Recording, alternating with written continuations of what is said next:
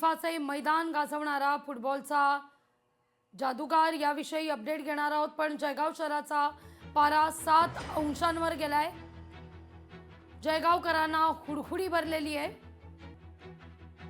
जळगाव शहर गेल्या 15 दिवसांपासून गारठलंय। जळगावमध्ये तापमानाचा पारा चांगलाच खाली घसरल्याचा पाहायला मिळतंय। सकाळच्या या गुलाबी थंडीतच वर्कआउट करताना जळगावकर आपण पाहतोय। या सगळ्या संदर्भात जळगावकरांशी संवाद साधला आपले प्रतिनिधी सुमित देशमुख यांनी।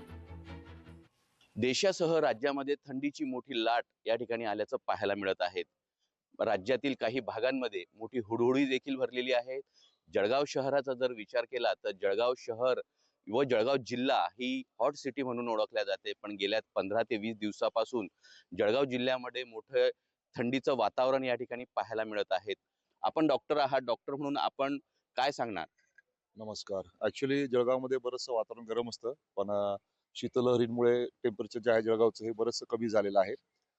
ॲज अ डॉक्टर म्हणून मी हे सांगेल की बाहेर निघताना म्हणा किंवा शाळेत जाताना किंवा कामावर जाताना उबदार कपडे नेहमी घालावे, जेणेकरून एकदम थंडीचा त्रास होणार नाही। व्हायरलची साथ बरेच चालली आहे। आज मी डोळ्यांचे डॉक्टर आहे, डोळ्यांची काळजी घेता येईल तुम्हाला। व्हायरलची साथ फार जास्त चालू आहे। थंडीत टेम्परेचर कमी जास्त झालं की व्हायरल ऍक्टिव्हेट होतो।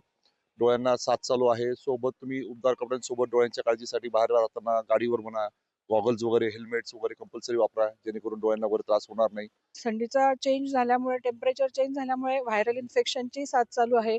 बरेच मुलं आजारी आहे। मुलांची काळजी म्हणजे त्यांना उबदार कपडे वगैरे किंवा मास्क लावायला सांगतो आम्ही। तसंच शाळेत जाताना थोडं व्हायरल इन्फेक्शन आहे, त्याच्यामुळे त्याची पण थोडं काळजी घेणं चालू आहे। थोडं घरच्या घरी वाफ देणं वगैरे किंवा हे आमचे प्रयत्न चालू आहे। आपल्या आरोग्याची कशी काळजी घेतली पाहिजे हे देखील सूचना या जळगावकरांना या ठिकाणी दिलेल्या आहेत। सुमित देशमुख, लोकशाही मराठी, जळगाव।